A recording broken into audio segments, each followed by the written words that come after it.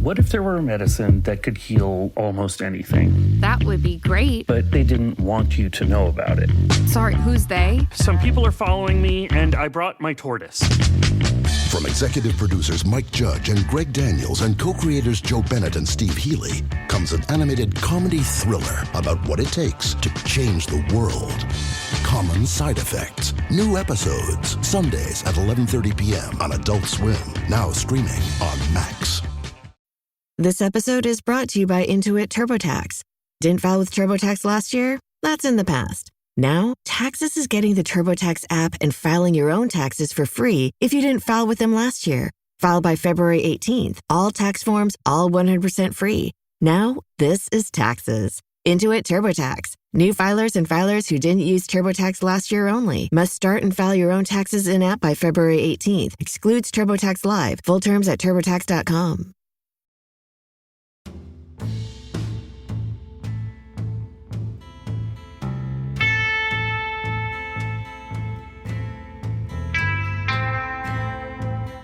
Howdy, y'all. While I continue to collect tape for Season 3 of the podcast, I didn't want to leave your ears empty. Psst. This is your reminder to send me your fan questions. Okay. So, I decided it would be fun to highlight a fellow Geekscape podcaster and founder of the network, right as he's kicking off an exciting new project. This lightly edited conversation between two former Texans covers everything from geek origin stories to parasocial relationships to how anime and manga took the American comic conventions by storm.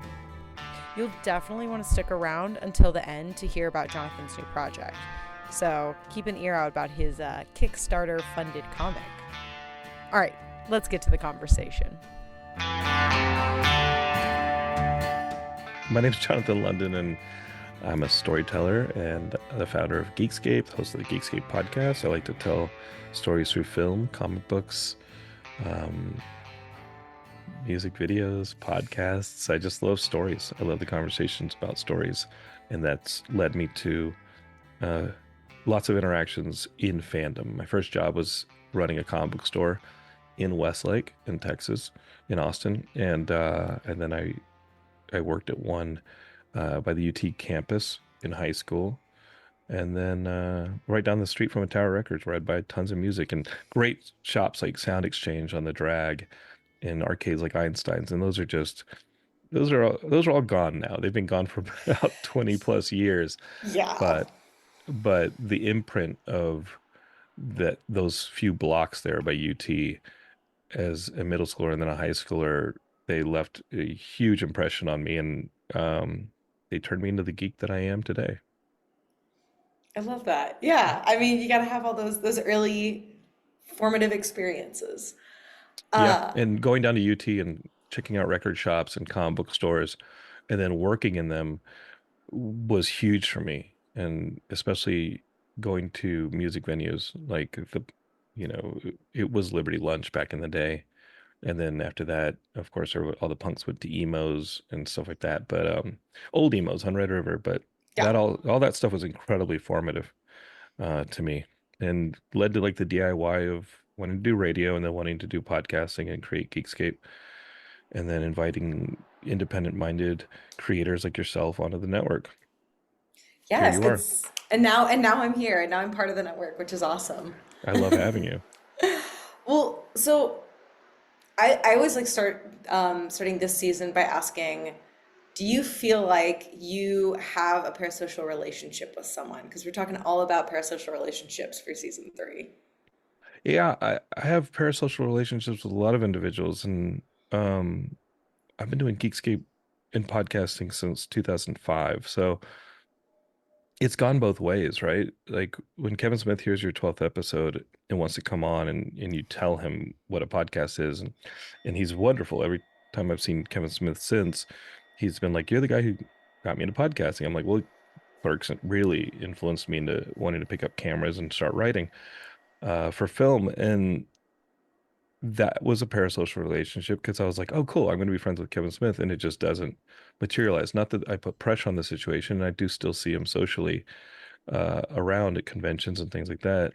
And we do have a lot of the View Askew people on Geekscape, or in the past they've been guests, but um, definitely as like a burgeoning filmmaker in Los Angeles coming out and having somebody that you admire interact with you voluntarily from his own initiative. He listened to the podcast and reached out. Um, I was like, oh, cool. And then it didn't turn into a relationship. And I think for a little bit, I was a little disappointed in that. But when I see Kevin now, I totally understand his independence. And I also understand where fans have come to him for things that have exceeded that exceeded what he's responsible for. Like, you're not really responsible to provide your fans anything but what brought them to the table, which is kind of, it sounds callous, but product. And so when I do talk to Kevin, I am conscious of his boundaries. And I had that relationship with Simon Pegg. I've had that relationship with everybody. I had that relationship with Giancarlo Esposito, who helped me with my proposal to Heidi on the stage at LA Comic Con. And I was very nervous, not necessarily about the proposal, but about asking Giancarlo Esposito, who had only known as a moderator and him as a talent I was interviewing. That's a big ask, and it happened at the last minute so that I wouldn't spoil the surprise or have it negated by the con or anything like that. So I'm always conscious of it when I'm like looking at people who I look up to. And then of course, having people listen to the podcast for so long, or be a part of Geekscape, or find me through the other shows that we have, or maybe they find me through the music videos or things that I made. That I want, I want to be friends with everybody. I want to bring everyone in, but there have been times when it just doesn't mesh, and I don't know. That stuff's been really difficult, because there have been times when I've had to reestablish boundaries, at times in a very stern, go ahead and F off way. I hate doing it. It kills me, and I anguish over it. But you have to set those boundaries or they become really unhealthy. For instance, my wife and I do not show our daughter's face on social media. We put a little emoji on it, and people ask and this and that. But my wife has stalkers. She's a female on the internet. She's had stalkers from her acting career. They've carried over to her social media accounts. And just recently, I shared a New Year's picture of the three of us, all smiles. And of course, my baby has an emoji on her face. And the comment was, "You must have a really ugly baby." She's not always going to be a baby. She's going to look up and she's going to interpret what that comment is one day. And she's going to have a lot of questions. I don't want her to have anything but positivity. I don't want, I don't want the world coming at her at 6 months old. Like, that's crazy. So establishing those relationships, establishing those boundaries is really important, especially now as you're protecting a child and you want it to be voluntary for them to have that interaction with the internet. And parasocial relationships get really dangerous when they're not voluntary. And the internet is a pretty messy pool to swim in. So Well, most do of our you interactions aren't voluntary. do you think that parasocial relationships were as strong or as common or like reached more people before the internet? Because I think we can argue like the first paper on parasocial relationships, like academic paper, was like 1954 or 56, and they were talking about TV quiz show hosts who would talk directly to camera and created these parasocial relationships with their viewers. So like I think it's always kind of been around, but like how do you think the internet changed the expression of it, I guess? It's magnified everything. It's magnified everything exponentially to the point where I think it's moving so fast we're not cognizant of ourselves in that like heavy stream, and I think that we're getting washed into it. You're really putting like a finger in the dam, and there's not much you can do other than like just cold turkey move to the woods and not interact with a human being again. We're living in an information highway that we're getting run over by. And I mean, TV, of course, sent a shockwave, like you said, to the system. And I'm sure there's evidence of radio before that. Um, but now with the internet, it's democratized things to the point where everybody has a voice, and I think that's super cool, and Al Gore's dream has come true. But the danger in that is that everybody thinks that someone listening to them is a required justification. It's like nobody has to listen to you, and oftentimes people shouldn't. And I don't think everybody. I was on a podcast promoting the upcoming comic like Saturday, and they were like, "Do you want to put, send, where can people follow you?" And I was like, I don't know if I'm into that. It's probably the worst marketing approach ever, but I don't think we're required to listen to people, and I think it's healthy to start muting and blocking, and of course the danger is, oh, you're creating your own echo chamber. No, you're preserving your own bandwidth. Uh, it's gotten beyond the capacity for a human brain to maintain, I think. I honestly think that we're our brains are not fast enough to Well, maintain the amount of messages. I mean, females see how many advertisements telling them how they should look by 9 a.m. How are and you supposed to deal with also that? just think about like the historical social size of humans, right? We've always been social creatures and lived in groups, but it's like, maybe 100 people. We started having ancient cities, a couple thousand, not not everyone who's ever been on the internet all at once. Yeah, and you were conscious of the fact that if you met another society, they probably wanted to eat you. Or You know take what your I mean? land, They'll one or the take your other. land or take your resources. And I think we've lost that consciousness. Of course, we're like, oh, cool, let's all jump in and get the information without any of the vigilance that comes with, oh, this information might actually be hostile to me. That this information may have actually been placed there with ill intent. So dangerous. The internet is, it's don't go on the internet. Move to the woods. You've convinced me. Thanks, Yeah, Sadie. I'm pro leaving the internet behind. I say as I work a online job and see most of my friends via the internet. It's fine. Well, do you think, 'cause so you've mentioned that you've worked at a lot of comic book shops. Like I'm assuming you've been going to conventions for a really long time. I've been going to Uh, conventions my entire life. I remember the first convention I had was, you grew up in Austin as well, and I-35 had that um, hotel right on the river that was circular, and I think it was a Holiday Inn, and they would do conventions there with long boxes, and I'd go in search of, the animated X-Men pilot. I always wanted to see Pride of the X-Men. It was the one that led to the cartoon, and that was the holy grail thing for me. That and the Chris Claremont Frank Miller Wolverine that was like based on Shogun. Like that was huge for me. I wanted that, and that was my first convention. I was probably single digits. Death in the Family with Batman was starting to be a big thing, and I was like, oh my God, they kill Robin. They no one's voted ever to done that kill, before. they Yeah. called in to kill Robin, and the Joker beat Robin with a crowbar. This is 88, 89, and that stuff was so big for me. And those were my first conventions. And then it wasn't until I moved to California that I started exhibiting at Comic Con with Geekscape. Please come be with us at San Diego Comic Con, Sadie.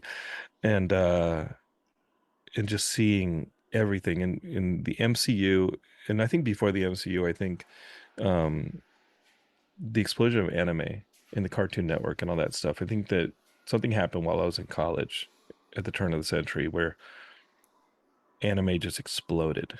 And it Yeah. and as much as people think like Marvel and all that stuff is popular, the sales charts on manga versus the sales charts on traditional American comic books from Marvel and DC, manga's running it. And that's, I think, the most important. Like, I think that has been the biggest influence in conventions, that cosplaying and things like that.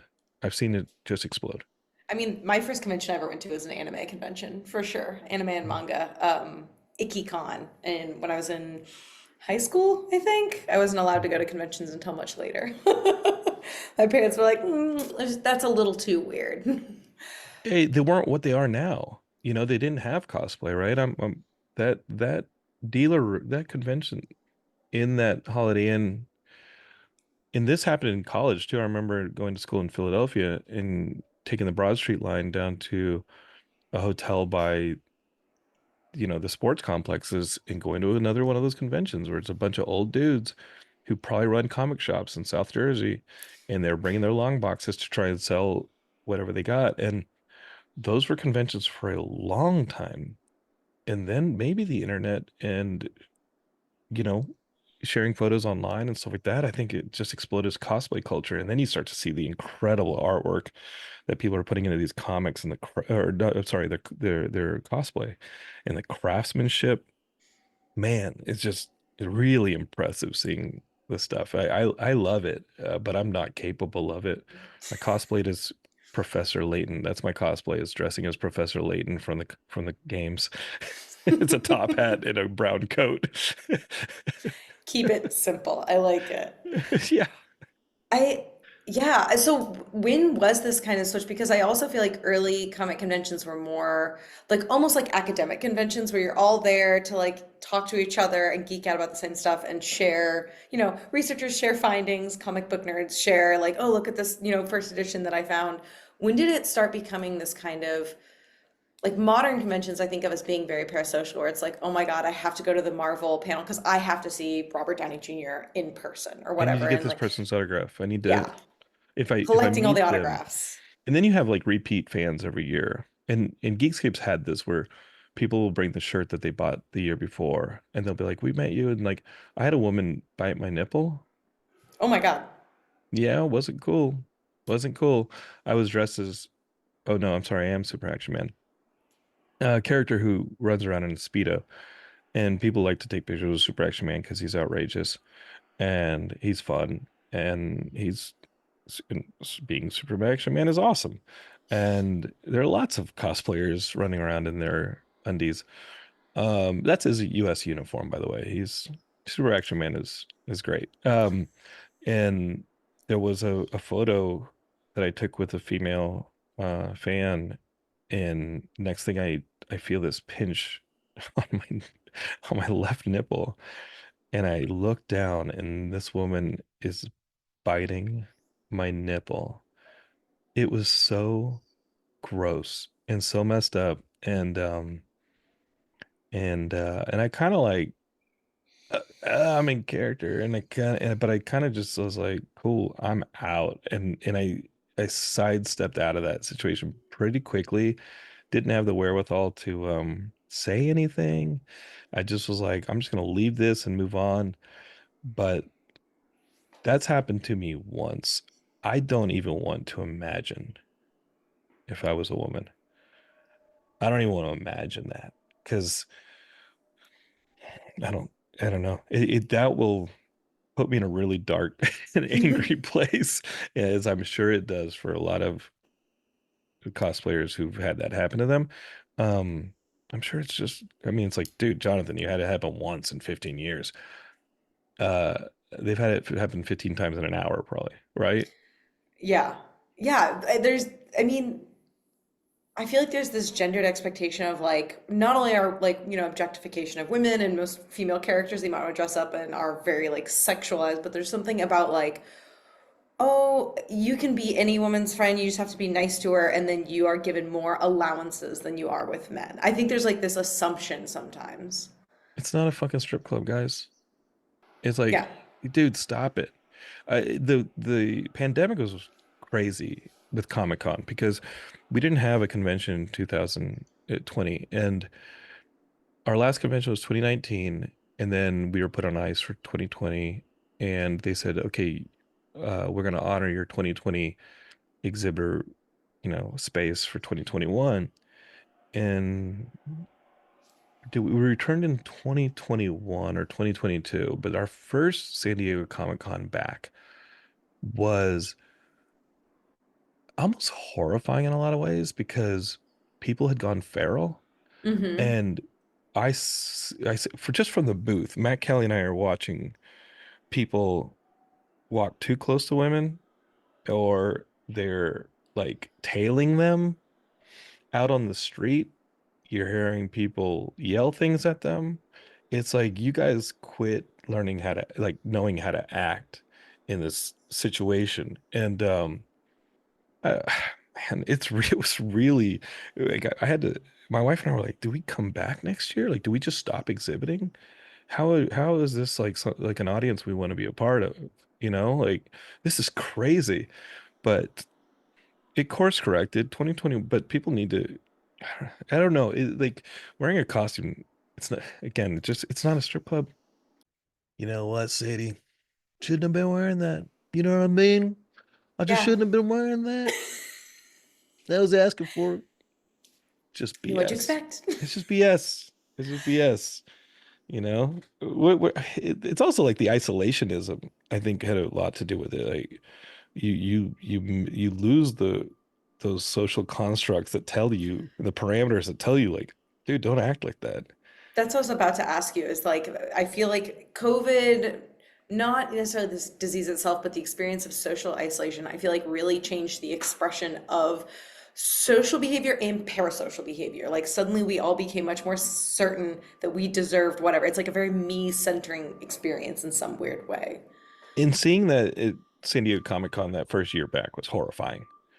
Horrifying. Like, great, we're back in the pool. Let's start dunking on each other. I was like, no, no, no, no, no, no, no, no. You don't, yeah. I mean, you don't get to linger within a breath of another human being Yeah. like that. It's just creepy. You don't get to yell at somebody and follow them down the street. Um, that was crazy, and I just remember yelling at. I mean, I don't know. I'm not a cop. I don't like to police people, but you got to call those people out, or else they're just going to do it again.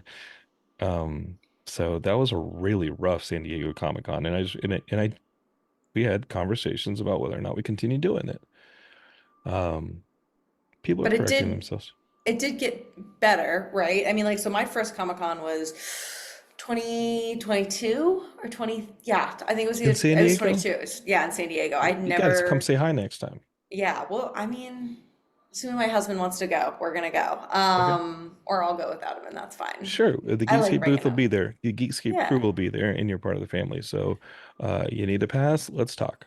Yes, I definitely want to go for sure because it's always been super fun. But because I came in a post-COVID world, it was a smaller con in some way. I mean, like from like historical highs, even though it was freaking huge. And I felt like it was very, I don't know, it was different. I'm curious if you feel like things shifted back after that first year back from post-COVID where there's like Yeah. a lot of bad behavior. As it shifted back, why? What, like, because people are seeing more people in their normal lives in general. We're remembering that, like, hey, if you do this creepy behavior, like, your friends are going to call you out. And that was like a general shift. Do you Jonathan think, from Geekscape will call you out. yeah, was that He'll say, "Hey, mother, it? hey, you don't get, what's your name?" I try and, yeah, I don't know. I read too many comics, so sometimes I jump into situations I shouldn't, and like it doesn't matter if you park your car crooked across the line. I'm gonna like make sure it's really awkward for you to get back in your car, but I'm just parking normally within the, you know, Yeah. that this is my space. I'm just parking normally. It's your fault you parked like an a-hole. Um, Heidi's always being like, Jonathan, stop! Like you're gonna get into getting in a fight or something, and I'm like, all right, so far so good. We'll see. So maybe that's too many comics. That's led me down that road, but uh, maybe I'm just seeing the good stuff. I don't know. I honestly don't know. I would like to think that people are correcting, but that's me having faith in people, and I hope to continue having faith in people, and that the evidence doesn't go the other direction. I don't know. I have to think that we want to all be there for the same reason, to celebrate, and if we just concentrate on celebrating, I think we can end up in a really good place.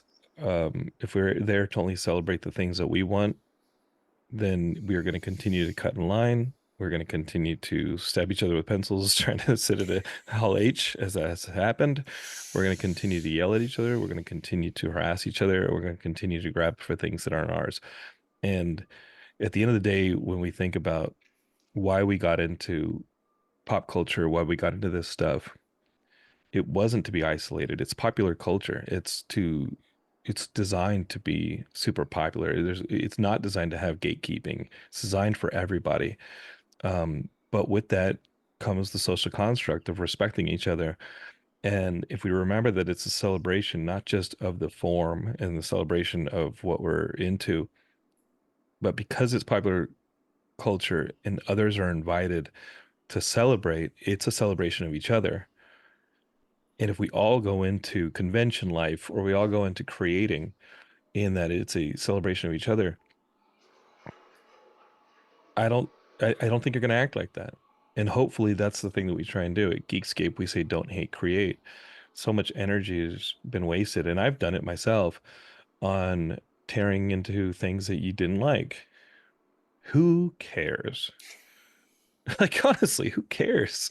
We're a bunch of evolved parasites on a molten rock flying through vacuum. Who cares? Who cares? Honestly, who cares what you thought of Craven the Hunter? Like, who Yeah. cares? Okay, you didn't like Morbius. Okay, who cares? You know, because I'm telling you what, in about 15, 20, I didn't like the prequels, but kids love those movies. Zoomers grew up on those movies, and that in the Clone Wars is huge for them. And if I take that from them to gatekeep and be like, no, no, no, this is my warm blanket when I was your age, and it has to be like this, then I am the biggest jerk there is. And I've spent a lot of time being the biggest jerk there is, and it's nothing comes of it. And That it's not energy, fun to be that person. Like that's just actually kind of make something. exhausting. Like, Just take that energy and make something. Don't hate, create. And that's why, like with Geekscape, that came to me. I was thinking about my friend Rob Liefeld and how much people rip on him for not being able to draw feet or whatever. But he created Deadpool out of the love of the X-Men, and he wanted to be a part of the X-Men. He wanted to give to that universe that he loved. And he's so positive, and then you go online and people are like, you suck as an artist. And I was like, this, if those people would just turn around and start making things at the level, it's really hard to make things at the level that Rob Liefeld has made things. But if they just spent that energy, just an ounce of that energy creating things, they would be so prolific. hmm And the point isn't to be good. This is going to sound really messed up, but as a creator, I don't think the point is to be good. The point is to be prolific. The point is to make a lot of stuff and try to be true to it. Being good, yeah, you're going to try to your best, but sometimes it just ends up being arbitrary because you do fall short of the perfection you have in your brain. Everything does. Well, and And also I, good happens with practice. Like you can't just be instantly good at drawing because you sat down one day and and also watching videos of someone drawing are not going to give that to you. It's like you get good by creating, by continuing and iterating and being like, "Oh, I'm really glad how I did this." Except for I want to change this next time. And like there has to be a next time to have any growth.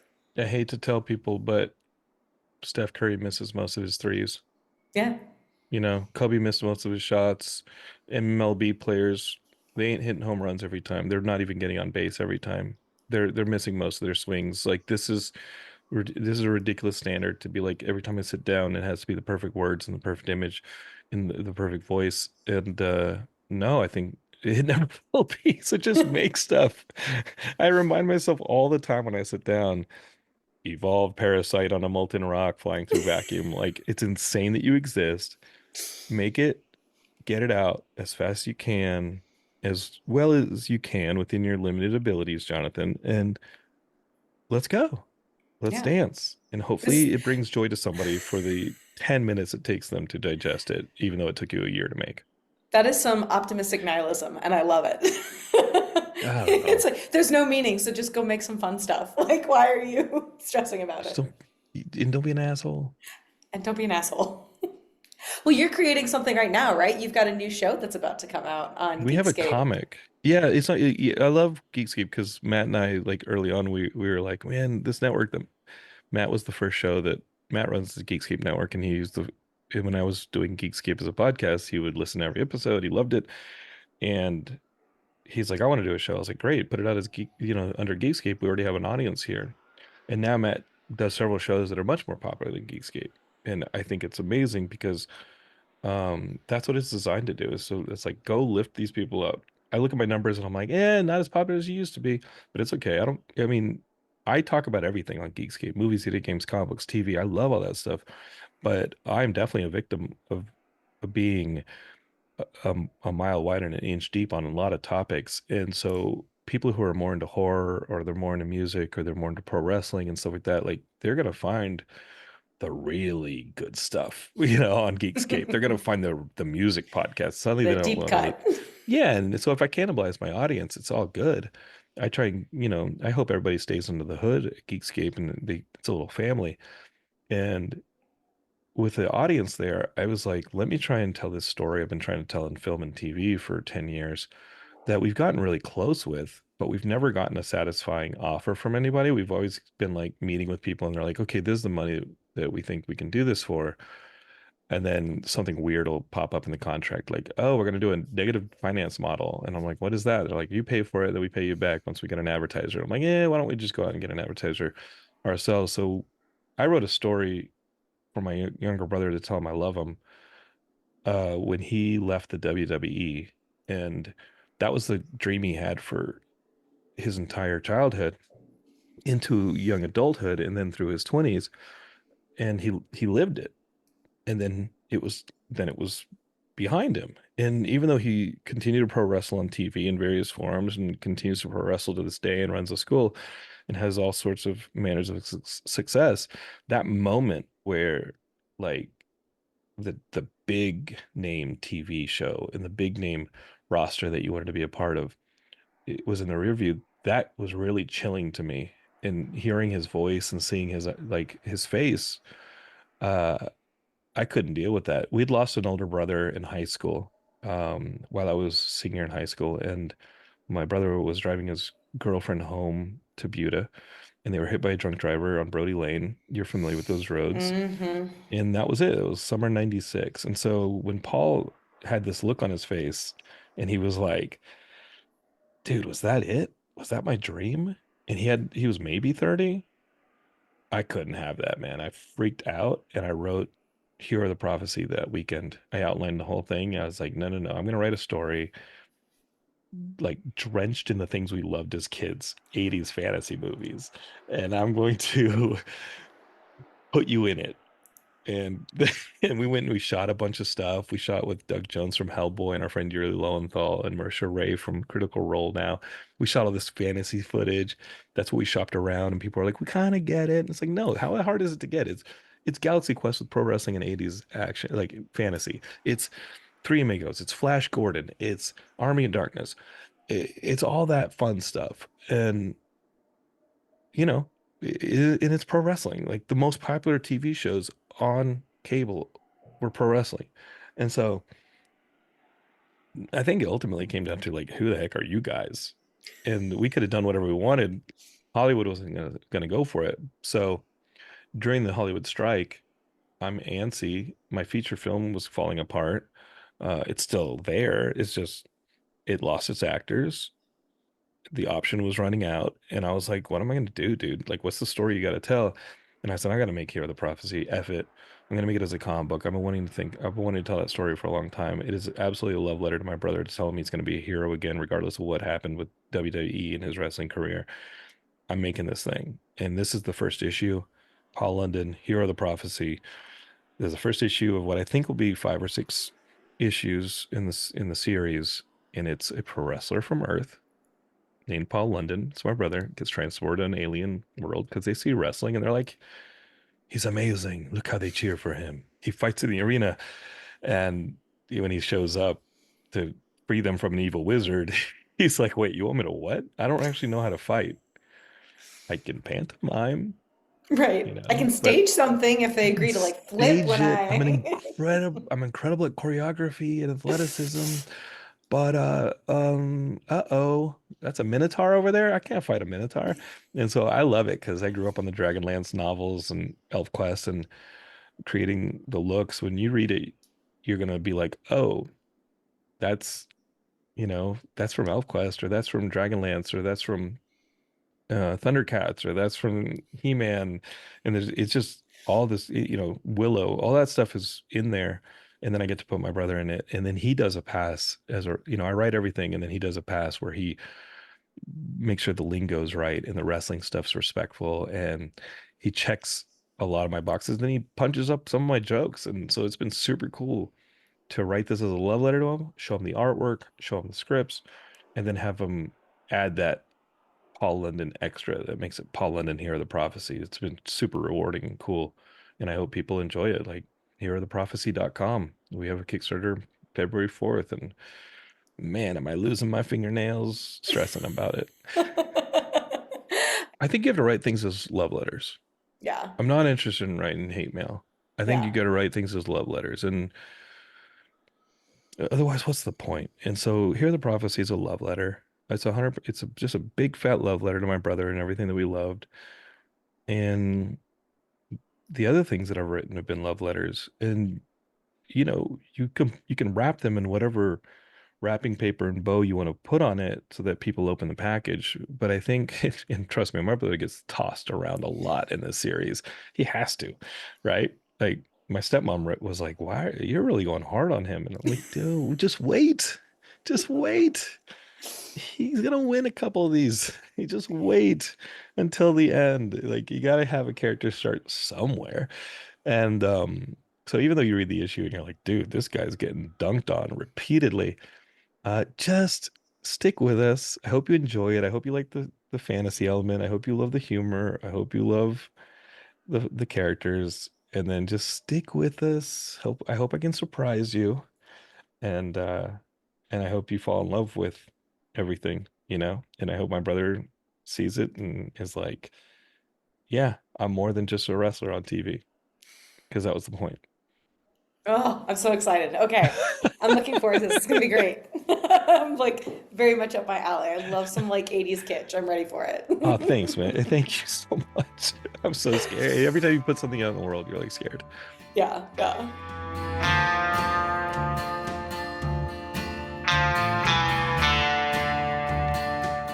Just a reminder to check the show notes for a link to Jonathan's comic book Kickstarter.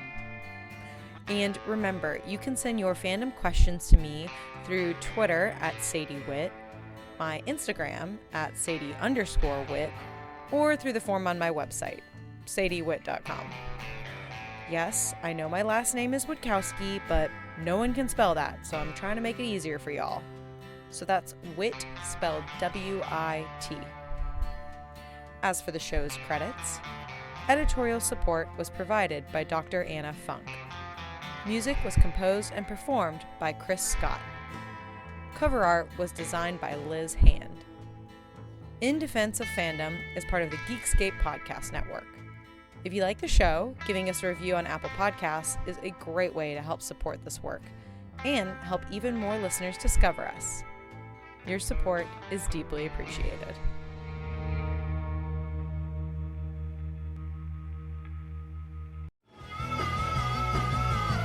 You're listening to the Geekscape Network.